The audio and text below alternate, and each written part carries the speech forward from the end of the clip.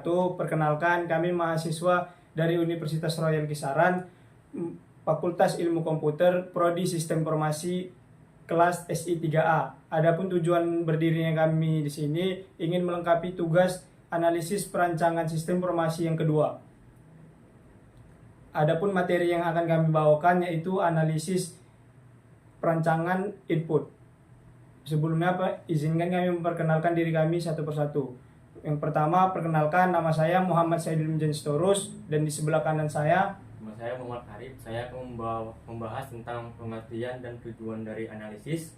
Dan di sebelah kiri saya Nama saya Muhammad Andi. Saya akan membawakan materi kedua, yaitu tentang perancangan input sistem analisis. dan saya akan membawakan materi yang ketiga, yaitu tahapan-tahapan dalam perancangan analisis input. Saya rasa cukup sekian perkenalan dari kami. Selanjutnya akan disampaikan oleh teman saya Muhammad Arif. Baik, di sini saya akan membahas tentang analisis perancangan input. Adapun pengertiannya yaitu analisis perancangan input adalah proses untuk menentukan bagaimana data akan dimasukkan ke dalam sistem informasi dengan cara yang efisien, akurat, dan mudah dipahami oleh pengguna. Input merupakan komponen krusial karena kualitas output sistem bergantung pada keakuratan data yang dimasukkan. Adapun tujuan utama dari analisis perancangan input adalah untuk memastikan data yang dimasukkan valid, terstruktur, dan meminimalkan kesalahan pengguna atau user. Baik, untuk materi selanjutnya akan dibawakan oleh teman saya, Muhammad Andi. Baiklah, di sini saya akan melanjutkan pemateri ke-1. Saya akan membacakan materi kedua, yaitu tentang langkah-langkah dalam analisis perancangan input. Identifikasi kebutuhan data. Menentukan data apa yang dibutuhkan oleh sistem. Yang kedua, desain format input. Menentukan format yang sesuai, misalnya form digital, scanner, atau perangkat input lainnya. Yang ketiga, validasi dan verifikasi data.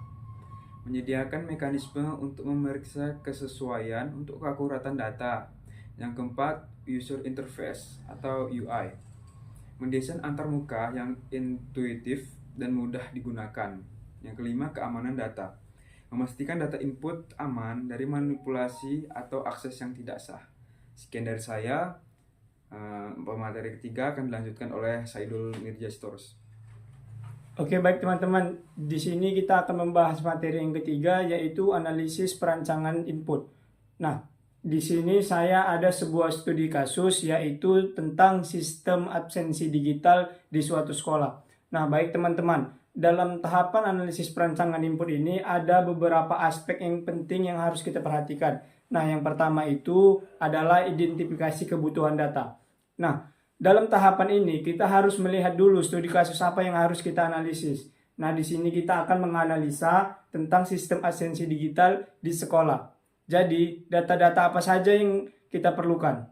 Oke, baik. Di sini ada beberapa data yang harus kita perlukan. Yang pertama itu adalah nama mahasiswa, nomor induk mahasiswa atau NIS, waktu dan tanggal, absensi, dan sidik jari. Nah, yang kedua itu ialah desain format input. Dalam mendesain format input ini, kita membutuhkan yang ada dua kebutuhan, yaitu yang pertama hardware input. Hardware input ini berupa alat biometrik untuk memindai sidik jari. Nah, yang kedua itu adalah software input. Software input ialah aplikasi absensi berbasis web untuk admin dan guru dengan form input manual jika diperlukan. Nah, masuk ke tahapan yang ketiga, yaitu validasi dan verifikasi data.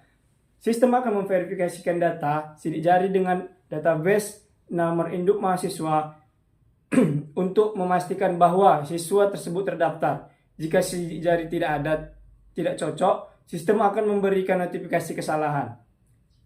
Oke, nah lanjut ke tahapan yang keempat, yaitu user interface.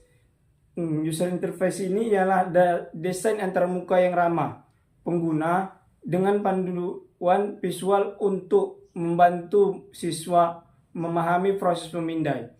Notifikasi otomatis saat absensi berhasil atau gagal. Nah, lanjut yang kelima itu ada tahapan keamanan data. Nah, keamanan data ini data sidik jari yang dienkripsi hanya administrator yang dapat mengakses data sensitif melalui autentikasi ganda atau multifaktor authentication.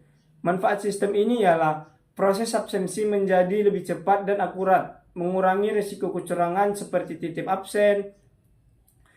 Nah, laporan kehadiran dapat diakses secara real time oleh guru dan orang tua.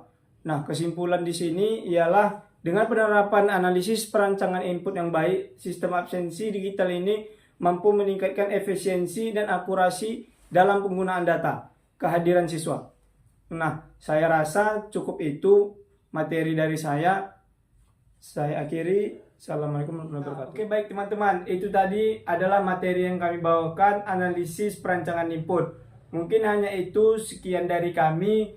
Apabila ada kesalahan kata atau perbuatan kami yang tidak menyenangkan kepada teman-teman, kami mohon maaf.